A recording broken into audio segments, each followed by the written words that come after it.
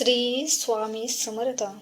असे स्वामींचे संदेश ऐकण्यासाठी आपले स्वामी संदेश या चॅनलला सबस्क्राईब करा.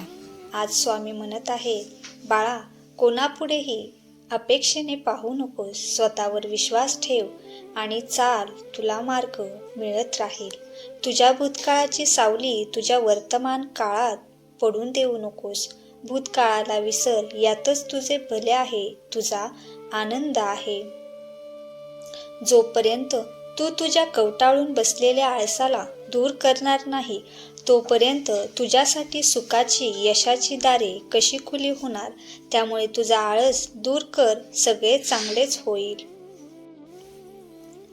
तू जितके गमावले आहेस त्यापेक्षा जास्त तू कमावणार आहेस. काळजी करू नकोस, सगळे काही तुझ्या मनासारखेच होईल. परिस्थिती कितीही वाईट असू दे, पण कधीच हार मानू नकोस. संकटाचा काळ हा काही वेळापुरताच मर्यादित असतो, पण त्या वाईट वेळेत आलेले अनुभव हे आयुष्यभरासाठी असतात आणि हेच अनुभव तुला वागायचे कसे ते शिकवत असतात. रस्ता खराब लागला म्हणून कधीच मागे वळून पाहू नकोस. पुढे चालत राहा, कारण मागे वळलात तर तेच पदरात पडेल आणि पुढे चाललात तर आनंद, सन्मान मिळेल.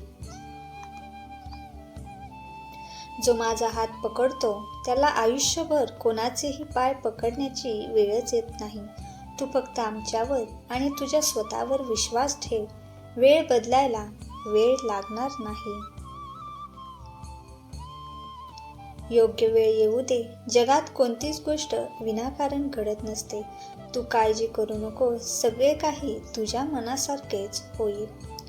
पंखात बळ आल्यावर प्रत्येक पाखराने आकाशात जरूर उंच उडावं, पण आजपर्यंत ज्या घरट्याने आपल्याला मायेची ऊब दिलेली आहे त्या घरट्याला कधीच विसरायचं नसतं, हे लक्षात ठेवा.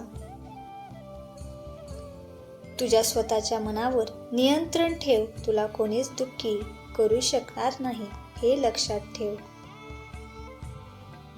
निंदा नेहमी त्याच व्यक्तीची होत असते, जी व्यक्ती नेहमी स्वतःचे दुःख बाजूला ठेवून इतरांच्या मदतीसाठी धावून येत असते.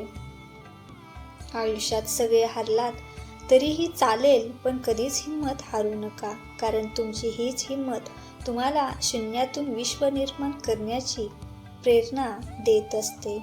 जास्त विचार करत बसू नकोस. आम्ही सांगितलेल्या मार्गावर चालत राहा, सगळं काही चांगलं होईल. तू किती काळजी करत आहेस, आम्ही तुझा हात धरलेला आहे. तुझा आमच्यावर विश्वास आहे ना, मग घाबरतोस कशाला. काळजी करून सगळे चांगलेच होणार आहे. काळजी, चिंता करणं सोडून दे. जेवढी वाट तू पाहिलेली, वेळ आली की तुम्हाला इतके मिळणार की तुम्ही सांभाळू शकणार नाही.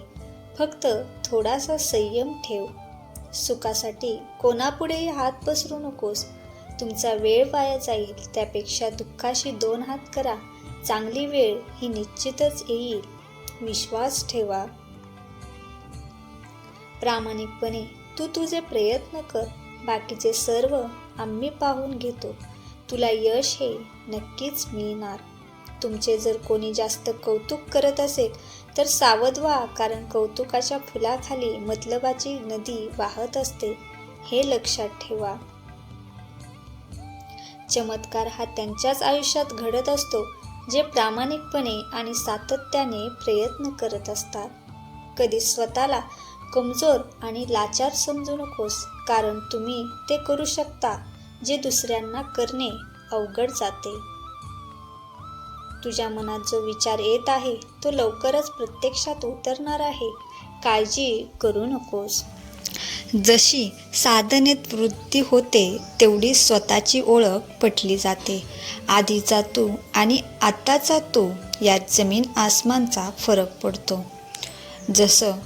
जसं तू साधनेत अनुभव घेत तू एक नवीन दुनिया इथं बसून पाहत असतोस, तेव्हाच तुला स्वतः सांभाळून इतर जे स्वतःलाच अतिशहाणे मानतात, तुला भलेही मूर्ख मानत आहेत, त्यांना आता नीट कशी वागणूक द्यावी, स्वतःचं कुठं बांध घालून त्यांच्यासोबत कसे वागावे हे बरोबर समजते, कारण फरकच नाही पडत तुला.